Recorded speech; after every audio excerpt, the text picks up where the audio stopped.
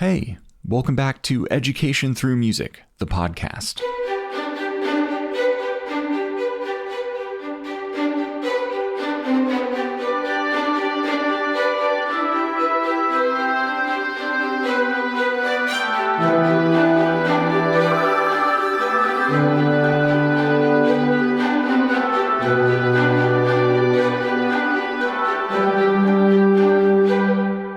My name's Noah. We met last time. I'm your host and an instructional supervisor for Education Through Music, which is not only the name of this show, but also a nonprofit organization bringing music programming to Title I schools in New York City. The question we'll be considering in this episode is, what do early career music teachers most desperately need to know? We're about a month into the school year. The past 4 weeks have been about establishing routines, getting to know one another, and for first-year music teachers, developing an identity as a teacher. This is no easy feat. And so this episode is a celebration of that work, of making it this far into the school year, as well as a few words of encouragement and guidance for pressing on, all organized around this question of what do new music teachers need to know?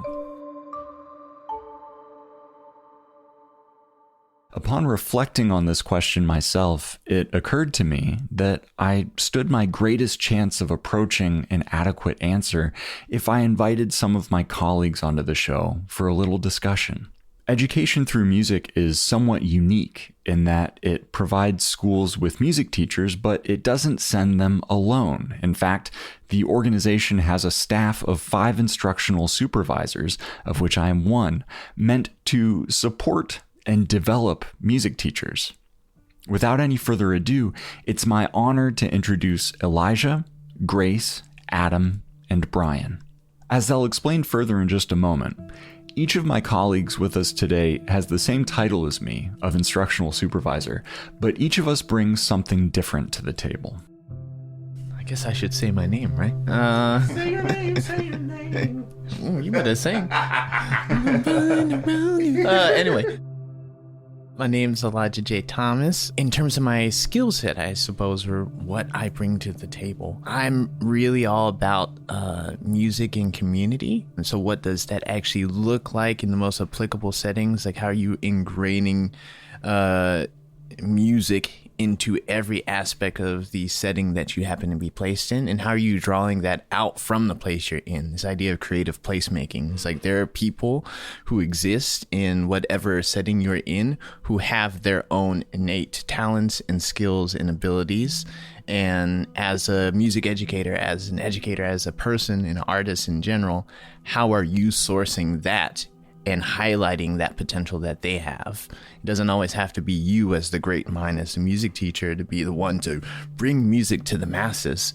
The music and the potential for whatever that art's going to be is already there. How are you just helping them to highlight that for themselves? And I think that's true with students in the classroom. I think that's true with parents, guardians, and families, other staff members. It doesn't matter who it is, but your community already has that in it. And I do a lot of that work largely through the mediums of community bands, just band in general, wind ensembles, percussion ensembles. That's really always been my thing, is how are we doing music with people, for people, and by people. That and wellness.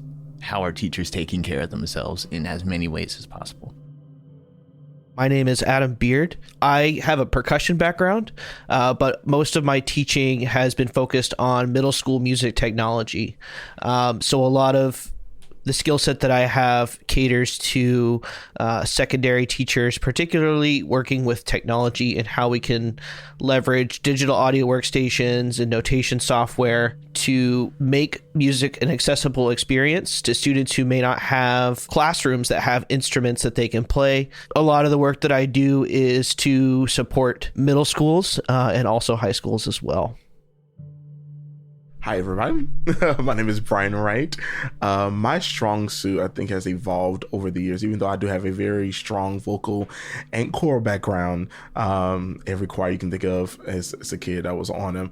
But I think now, as I am evolving in this position is becoming a really strong person in really establishing a great classroom environment, and the importance of that, building with classroom management, building it with all of that responsive language. I've just have had a good time. So that's pretty much my lane, is really helping that teacher establish themselves in the classroom as the authority figure in there. And so I feel like that's my lane and my Avenger skill set, you know?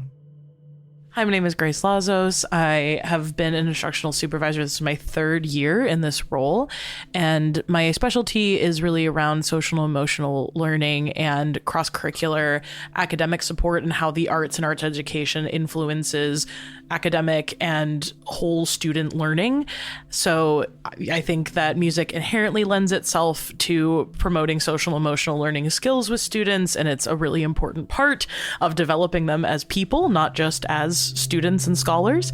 So I predominantly work with younger elementary. I have a lot of experience in the pre-K to 2 crowd, so I get a lot of our teachers that are with the littles during the school day, and yeah, that's my specialty. This is Noah again. I have a strings background, a bowed strings and plucked strings background, but I've spent most of my teaching career looking into student agency and creativity in the music classroom. So I've done a lot of modern band and small ensemble and composition focused stuff with mostly secondary students.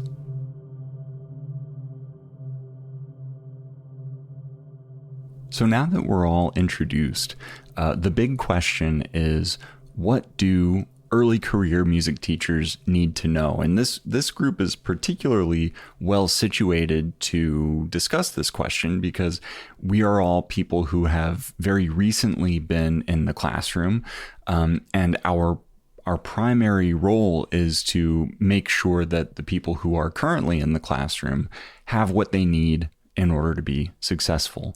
So what are some of the things that y'all didn't know in your first year of teaching that you know now, and that you wish you had known your first year of teaching? It's not mean to say your expectations not as a request. I was very concerned with being a mean teacher, to a point that I let students walk all over me. And now I find myself saying to new teachers fairly often, your expectations are not a request. So it feels right, and especially if you are a particularly polite and considerate person, to be like, please, blah, blah, blah, blah, blah. No. If you are saying sit down now, that's not a request. You need to do that to move on with your lesson. So that's probably the thing that I know, because I did it, that I want to pass on to new teachers. You're not being mean. You're being in control of your classroom. I wish I had realized how important it was to set expectations and to make sure that those expectations are being met, and that it's okay for you to plan something and it not work out the way that you want. And it's better for you to go back and address whenever expectations are not being met, so that you can have control of your classroom and get through all of the great things that you want your students to learn. One of the lessons that I know now that I wish I learned then was about balancing my life, as far as my life balance, as far as being a musician, a singer, and also now a music teacher.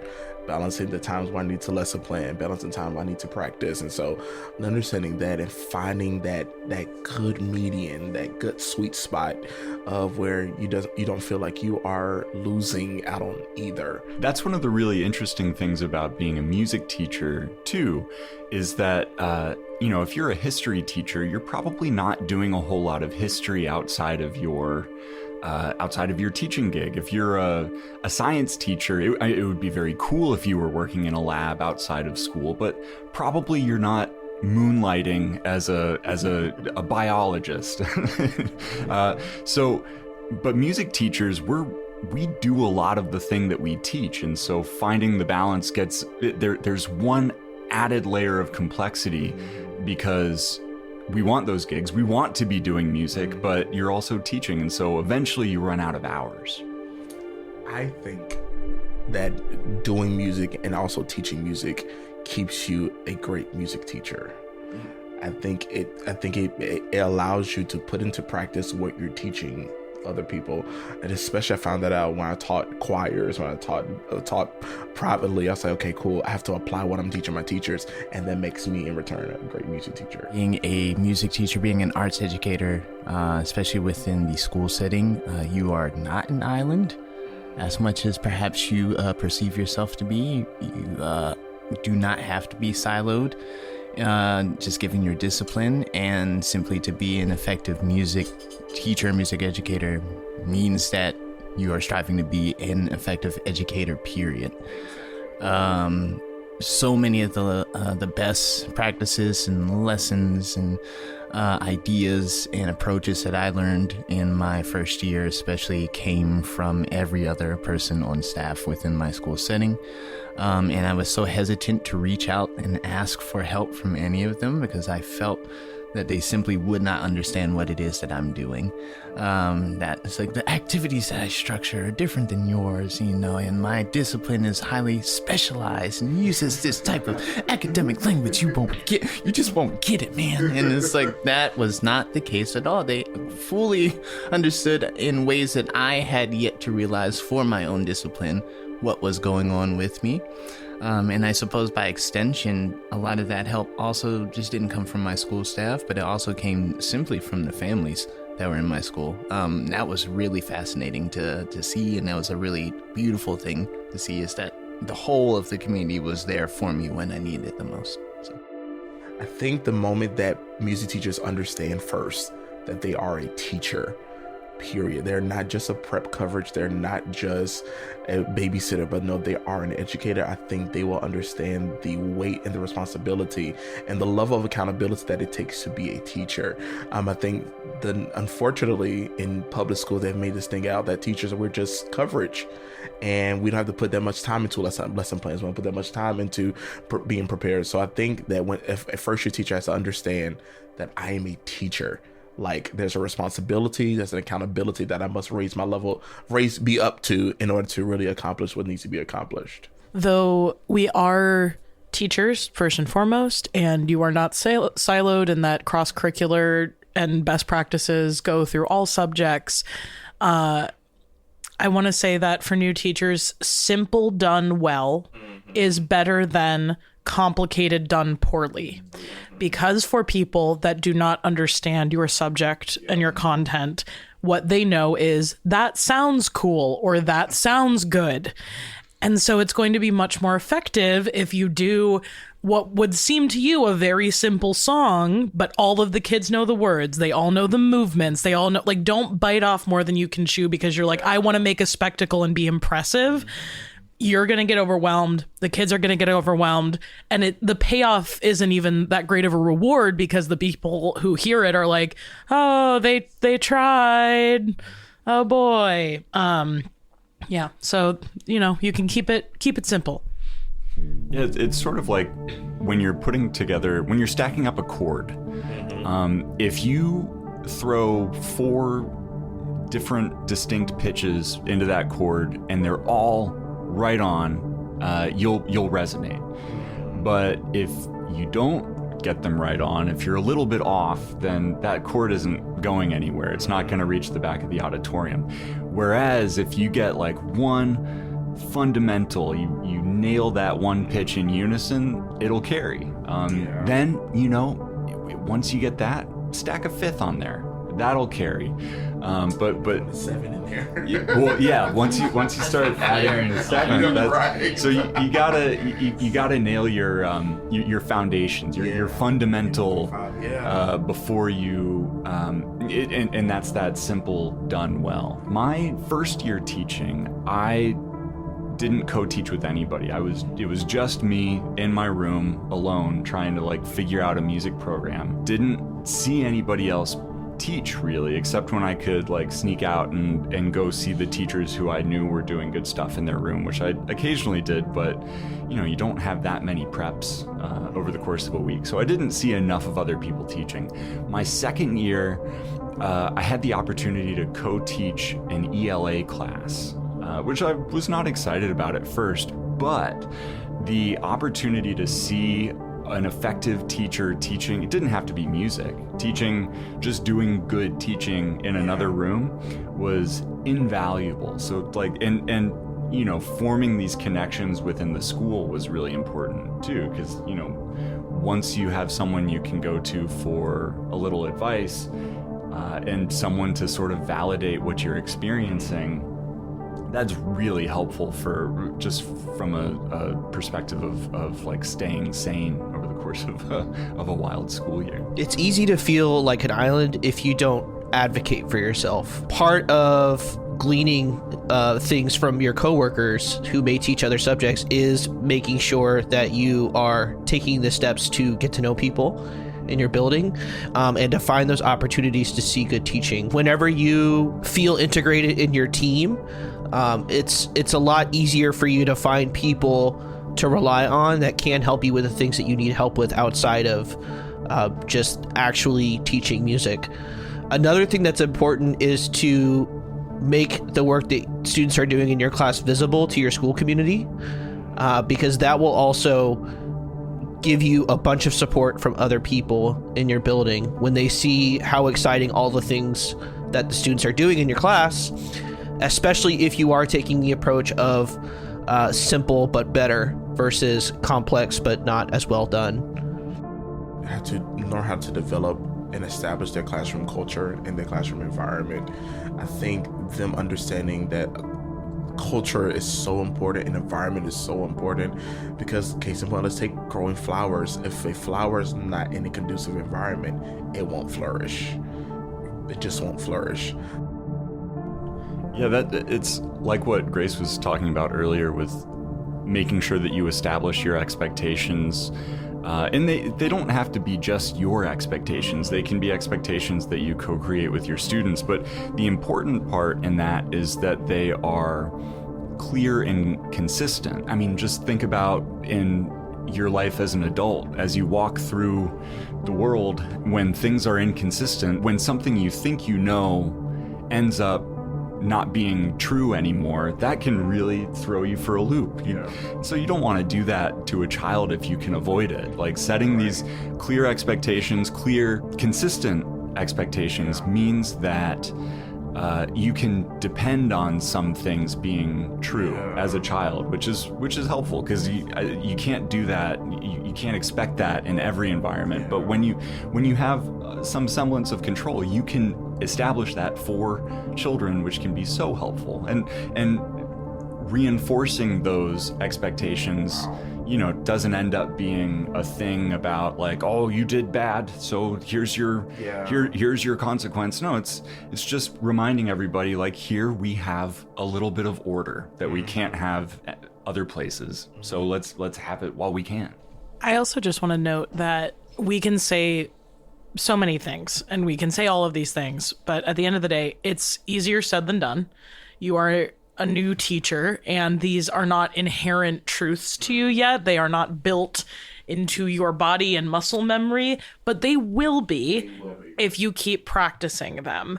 However, I have often found that and myself included, when you feel that discouragement of like, this didn't go the way I wanted to, or, so-and-so had a bad day today and I feel like it's my fault, like, because I didn't do X or Y or Z, the other thing, you feel that way because you care. And that is a sign that you are on the right path. Yeah. Even if it doesn't feel good in the moment, you feel that because you care and you want to get better, because you want the experience for the kids to get better. And you need to hold to that and look for the positives. I am a big fan now, and I was not, I'm going to repeat that again, was not a big fan of recording myself when I first started teaching. But you need to, because you need to see it from an outside perspective. When you're in it, you don't think about anything other than what went wrong. And when you watch it back, you're like, oh, well, that was a moment when everyone was engaged and with me and we were all doing the activity. You need to see those moments back because it's reaffirming to you. It helps you get out of your own head. And every day is a new day. You always have opportunities to bring consistency and try new things. And that's the best part of teaching, is that it's never going to get stuck because you have a bunch of different, if you allow yourself to not get stuck. So yeah, you're doing great and you care, and that's what's important. And also to that, I think we didn't give ourselves enough grace to make mistakes. You understand? Like I think education period has this humongous narrative that you have to prefer for perfectionism. It's horrible. Either with getting your degree, either with getting your certification. There's this whole big idea. Pervasive, yeah. Right. You have to be perfect. But I want a first year teacher to understand, give yourself grace to grow.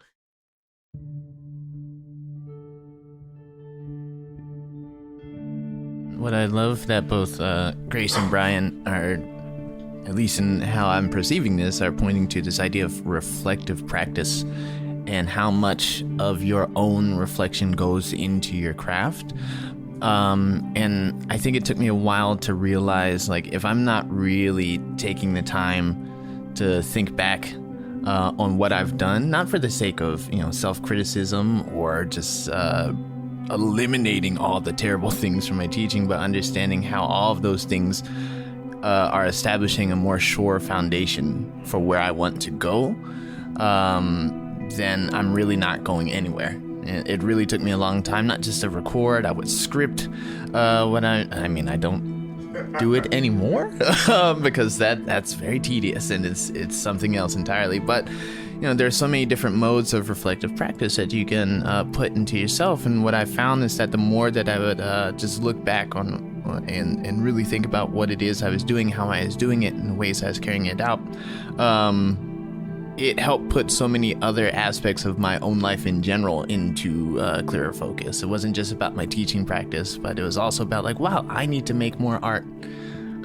in order to have that passion that I lead with in my music classroom. I need to just make sure I'm going to sleep on time because that was really hard in my first year, is not staying up till 12 something in the night lesson planning. I need to establish these boundaries. It really helped. It started in the classroom, but it just built from there. And I think we're talking a lot about what we can do and what you as a teacher can best do to prepare. But guess what the hardest part of this job is? It's not just about you.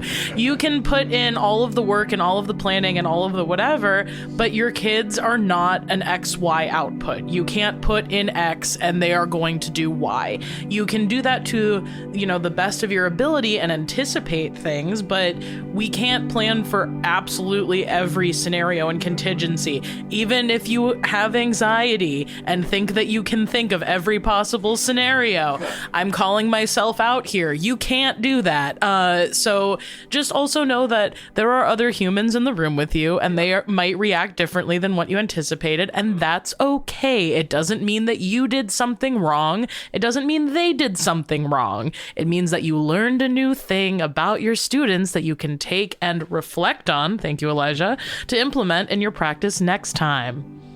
I think this idea of reflection in the face of variables that you can't control is really important, and that's really what planning is about, right? The whole idea of lesson planning is not prepare your lesson that you will run from top to bottom and it'll be great.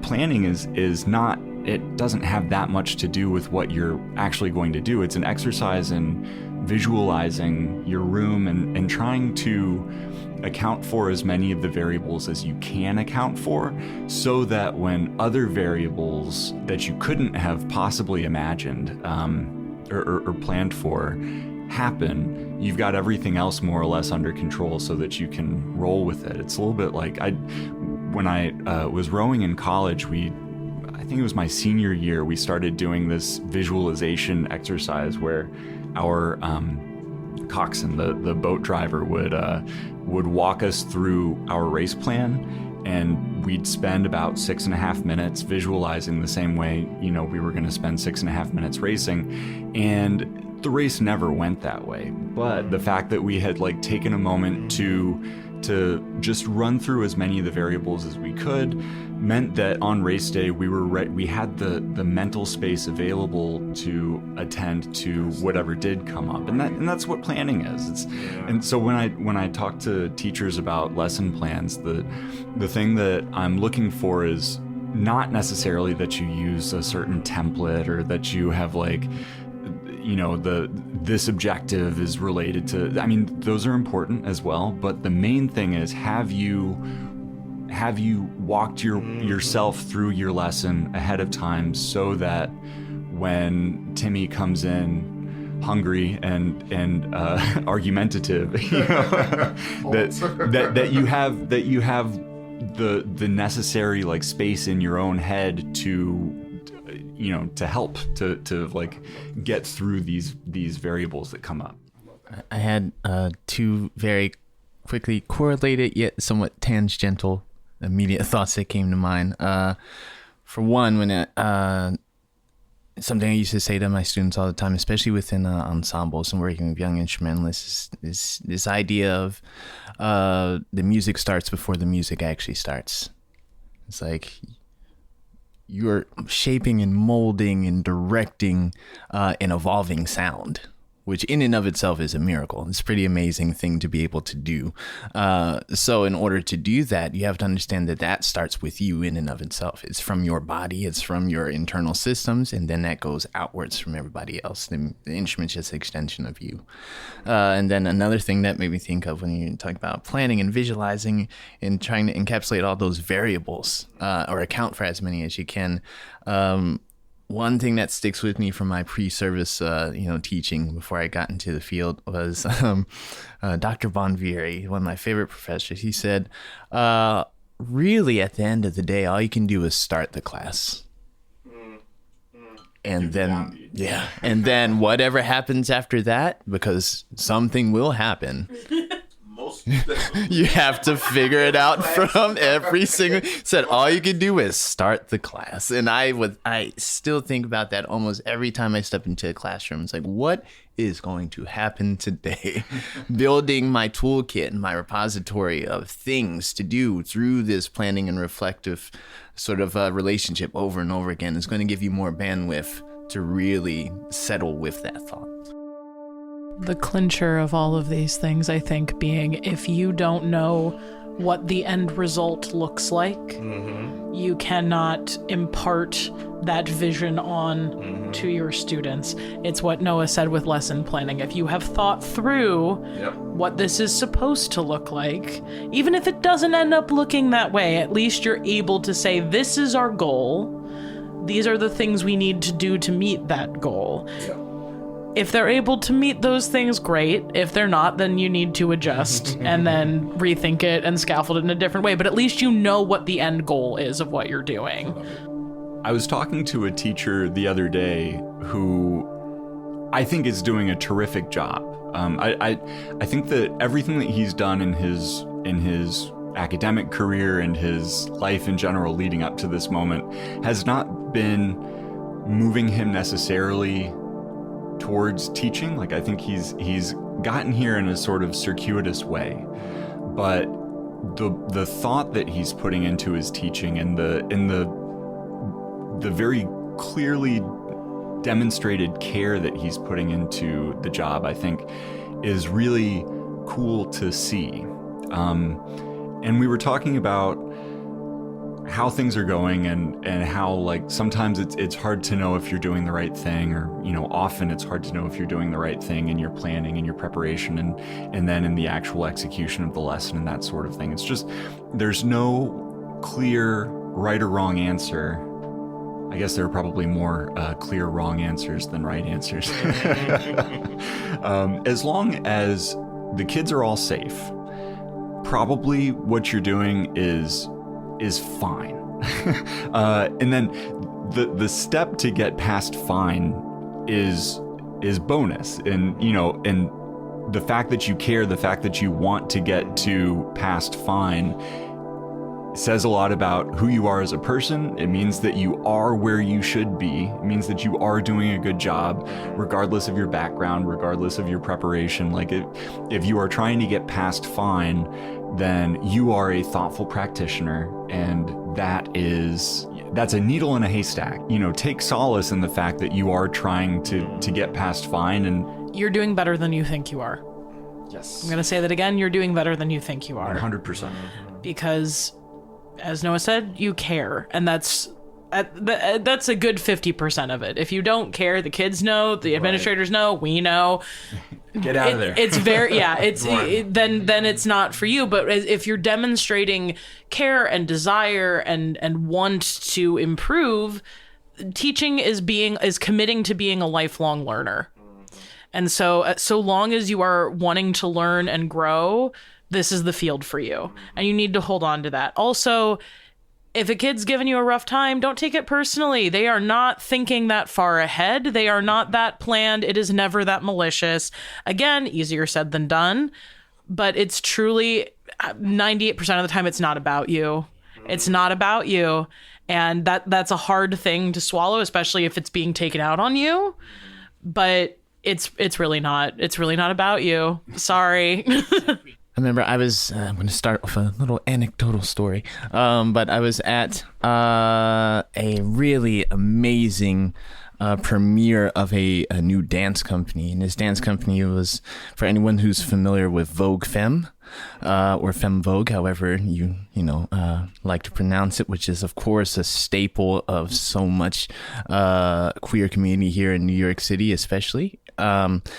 There's a dancer by the name of Omari Mizrahi, and he is the leader of the legendary House of Mizrahi. And he's absolutely fantastic. Yes, the fantastic dancer and choreographer and just everything. And he said in a talkback after the debut of his company that technique is a culmination of your lived experience. It's not something that necessarily someone just didactically taught you. It's not necessarily the information they just tried to, again, transmit from their mind and their being directly into you. It is you listening and learning and observing and intaking and reflecting in this constant practice, and then doing something with all of that is authentically your own. It's this process of technique is this process of discovering the authentic self. And I think for especially teachers, no matter how early or late in your career you are, I think really always making the effort to discover your authentic self in the classroom and allowing that to lead your practice with your students is probably at the core of everything that you should be doing.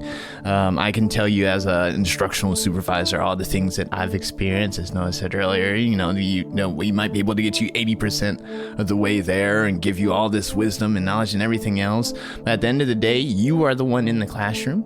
You are the one teaching the students. You are the one who is with them most of their literally lives. They see you and the other teachers most of their lives. You know what is best for what it is you need to do. So you need to really lean on yourself and everything that you're intaking in all aspects of your life in order to help lead your practice. Nobody can tell you the teacher you want to be. You have to be the one to really decide on what that is and lead people forward from there. I think for me, when we're shaping this as a narrative of a love letter to music educators first year, you got to figure out what made you love music at the first time. And I think keeping that at the front of your mind will make you get through some very tough times. How can I get that to my students so they also can feel the same thing that I felt when I first enjoyed music? So find that desire, find that passion for why you just love music, period, and then everything else will fall into line. If you are able to view music teaching as a musician, as a creative artist, if you're able to view music teaching as expanding on who you are as an artist, instead of seeing it as a deficit to your performance career or taking away from the creative opportunities or pursuits that you want to endeavor on, that is only going to open up more opportunities on any of those paths. And it took me a really, really long time to realize that. And sometimes I still struggle with it. But I think it's really important to understand that because I am a music teacher, as Grace mentioned, I know what gigs I want to take and what things I don't want to do, or what projects are actually worth it for me to go on.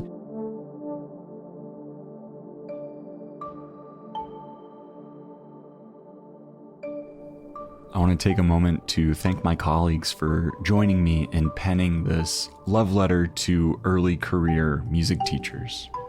I want to take a moment also to thank you, the listener, for being here with us as we engaged in this conversation. If you are an early career music teacher, thank you for the work that you're doing for your students and for your community. If you are someone who is interested in music education and seeing the work of early career music teachers succeed, thank you as well. Until next time.